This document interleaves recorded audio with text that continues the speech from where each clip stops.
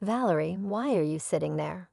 I don't remember inviting you. She sneered when she spotted me at Mine's wedding, her voice stripped with disdain. Mine's next words cut deep. Get out of here, you unemployed loser. You're just here to embarrass me. Her cruelty shattered any lingering goodwill I had harbored for her.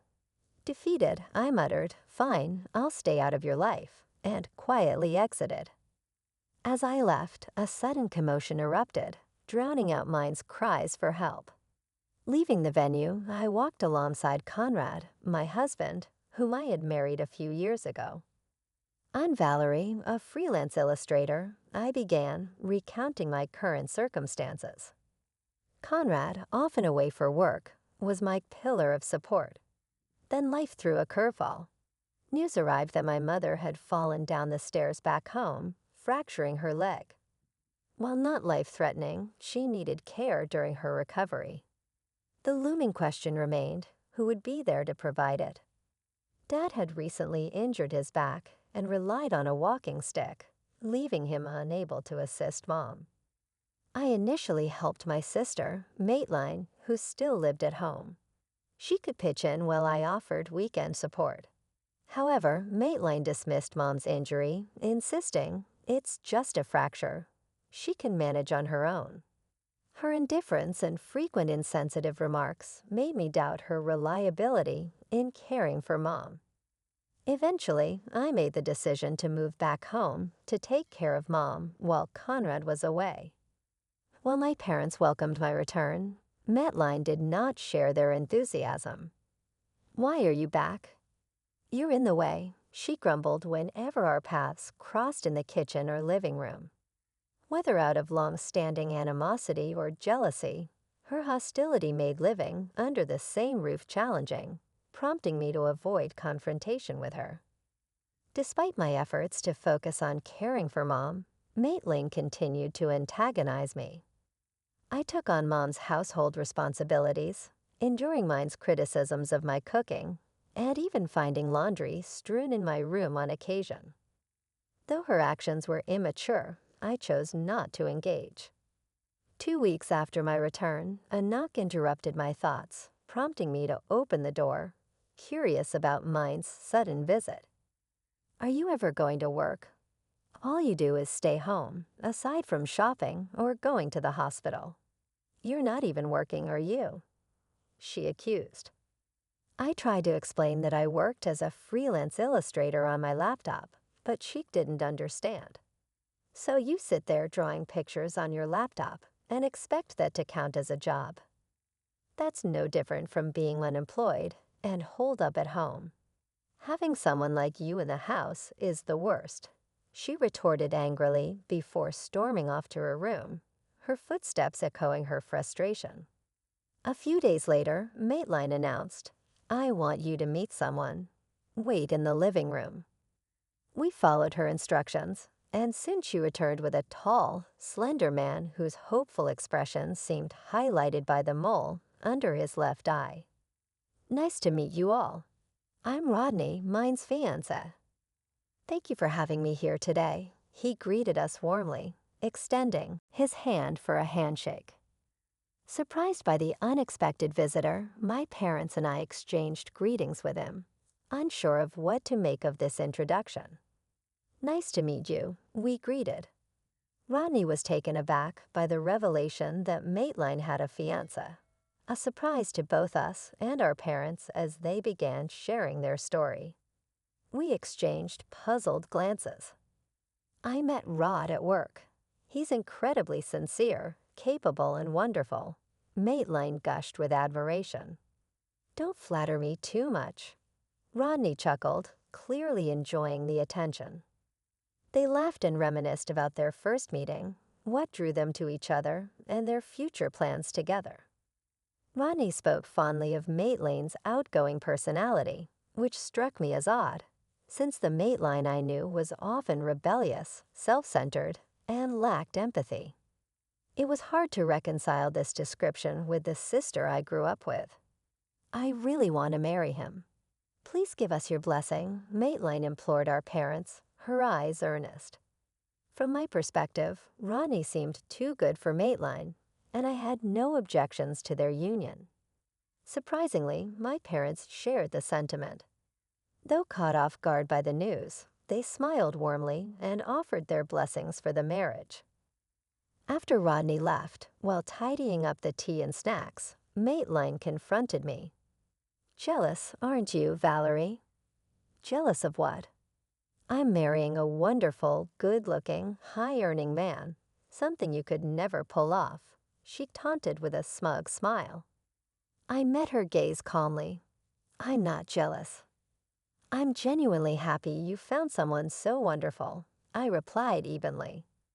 Her smile faltered, clearly not expecting such a response. She sighed dramatically, her tongue dripping with condescension. "The snacks you served Rodney were so cheap. Couldn't you have prepared something more upscale? But I guess, being unemployed, you can't afford it. If I had known you were burning your denke, I would have arranged something appropriate. You really should have picked up on my happy vibe lately. I hate how you can't read a room." As I looked at Maitline, I couldn't help but wonder how sustainable her marriage would be. That night, I felt concerned for Rodney. I reached out to Conrad, as I'd often done when feeling lonely. His voice on the other end of the line was a comforting routine, helping me through the emotional weight of the situation. I told him about Maitline bringing her fiancé. "Wow, Maitline has a fiancé. That's great news." "Yes, his name is Rodney Bland. He seems too good for her." As soon as I mentioned that, Conrad's demeanor shifted. "Wait, did you say Rodney Bland?" "Yes, why? What's wrong?" Conrad's voice turned grave as he, accurately describing Rodney's appearance, mannerisms, and the distinctive mole under his left eye, I was stunned. I asked, "Are you serious? You need to tell Maitline to reconsider marrying Rodney. He's a scam artist." My heart sank. "What? Are you sure?" "Rodney used to work for me," Conrad explained. "He left years ago after we discovered he was scamming multiple women out of their money and disappearing. I've been trying to track him down ever since." I stopped short of contacting the victims directly. We need to be absolutely sure it's him. "Get a photo of Rodney from Maitline and let's verify." "Okay," I agreed, feeling a mix of disbelief and urgency. The next day, I approached Maitline under the guise of wanting a photo of Rodney to draw a caricature for their welcome board. She grumbled but reluctantly handed over the photo. When Conrad saw it, his expression hardened. "That's definitely him. Rodney, the scam artist. You need to convince her to reconsider before she loses any money," Conrad urged. I was planning to do that anyway. "Despite our differences, I want Maitline to be happy," I affirmed, feeling the weight of responsibility as her older sister. I wasted no time in confronting Maitline with the truth about Rodney. "He's a scam artist," I exclaimed. She scoffed in disbelief. "You're just jealous and trying to ruin my fiancé's reputation." "I'm not. Conrad told me everything. Please, Maitline, reconsider. You deserve better," I pleaded earnestly. I persisted in my efforts to persuade her daily, but each attempt only fueled her anger. She refused to listen, and her animosity towards me grew. I even enlisted our parents to reason with her, but when Madeline realized it was at my behest, her hostility intensified.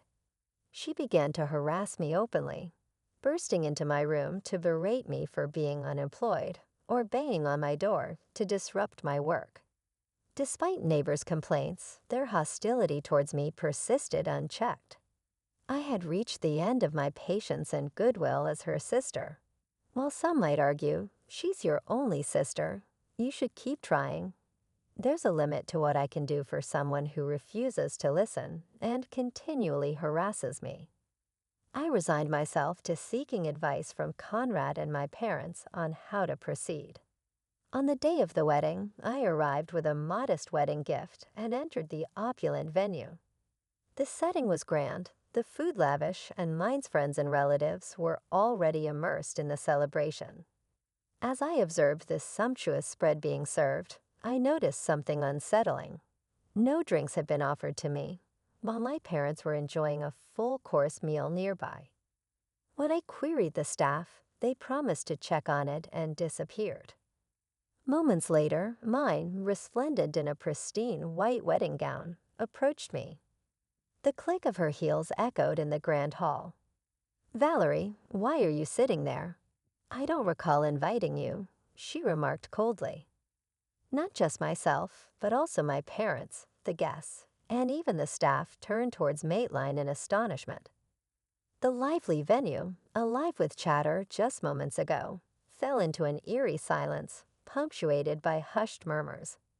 Despite being the focal point of this negative attention, Maitline regarded me with a smug expression.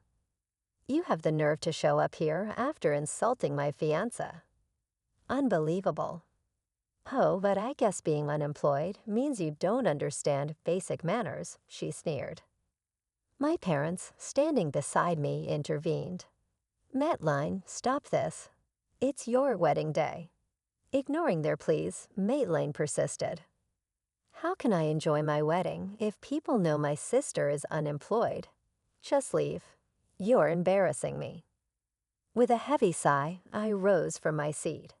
After sharing a concerned glance with my parents, I met Maitline's gaze squarely. "I came here to celebrate at your wedding as your sister, but clearly you don't want that," I said, feeling the weight of her words. It's a shame. Who wouldn't want to be supported by someone who's unemployed like me? "Fine then, I'm leaving." "One more thing. Are you absolutely sure you won't regret this if I walk out that door? Because if I do, it might be the end of our sisterhood." "Perfect," she responded, cutting me off. "Just go. It's better this way." Any remaining affection I had for her vanished in that moment. "Fine," I told Maitline firmly. "Consider it done. Don't contact me again." As I walked away, I could hear Maitline arguing with her parents behind me, but it was no longer my concern. Pulling out my phone, I dialed Conrad's number. "You can come in now," I said quietly. "There's no need to wait any longer." "Understood," Conrad replied, his voice steady as he relayed the message. Moments later, a group of women who had been waiting outside rushed into the venue. "Get him, Rodney. Don't let him get away." Outside, the echoes of angry shouts and gasps from the surprised guests. Moments later, the door burst open and Rodney, the groom, dashed out, his face drenched in sweat. He attempted to flee, but Conrad, strategically positioned nearby, swiftly apprehended him. "Got you, Rodney. You're not going anywhere," Conrad declared firmly. "Conrad, what the hell?"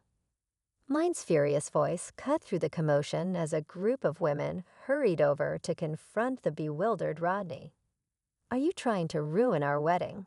Get away from me." Mine lashed out, lunging at him, but I intervened, grabbing her arm to restrain her. Startled at first, Mine's expression quickly twisted into rage as she turned on me, seizing my collar. "This is your doing, isn't it? You're despicable. How many times did I warn you to stay out of my business, especially about Rodney?" As I spoke, I turned toward Rodney, nodding towards the group of women surrounding him. "Rodney here has been dating these women and scamming them out of their money. They're planning to take legal action against him." "What? Are you kidding me?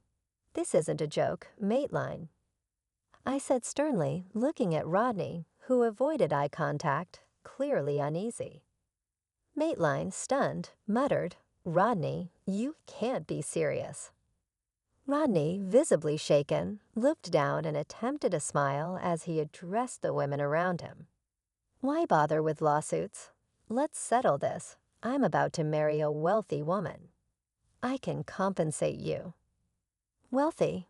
Maitland trembled as she spoke. I don't have that kind of money. What? What do you mean? I lied about being wealthy. I can't pay any settlement or damages. What then? What about the $20,000 you've been giving me? That was for our wedding. You said to trust you with it, so I did. You didn't spend it all, did you? Maitland demanded incredulously. I blew through that $20,000 in a day, Rodney admitted with a nonchalant shrug. What? Are you serious? Give it back. My $20,000. Mine's voice cracked with anger and betrayal. The exchange left everyone present dumbfounded. Rodney was exposed as a scammer who exploited women for money, and Maitline was revealed to have deceived everyone about her wealth to secure their marriage. It was a surreal match indeed. The guests who had gathered, now aware of the commotion, reacted with whispers and wide-eyed disbelief. After a heated argument with Rodney, Maitline noticed the attention and erupted in frustration. What are you all staring at? Get out. The wedding is over. Just leave your gifts and go, she commanded, motioning for the staff to escort the guests out. Then, in a sudden change of direction, she rushed over to me. Valerie, you were right. If only I had listened to you, none of this would have happened. I'm sorry. Please help me. Maitline pleaded, her tone more desperate than sincere, but her words rang hollow. Conrad, standing beside me, silently shook his head. I nodded in agreement, pulling away from her touch. I told you we're done. We're strangers now. I won't help you, I asserted firmly. What? How can you say that, Valerie?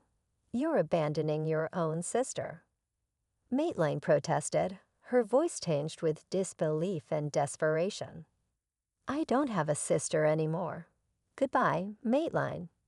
Let us never cross paths again, I replied, turning away from her. Wait, Valerie, please. Ignoring her cries, Conrad and I left the venue. Later, through my parents, I learned about Maitline and Rodney's fate.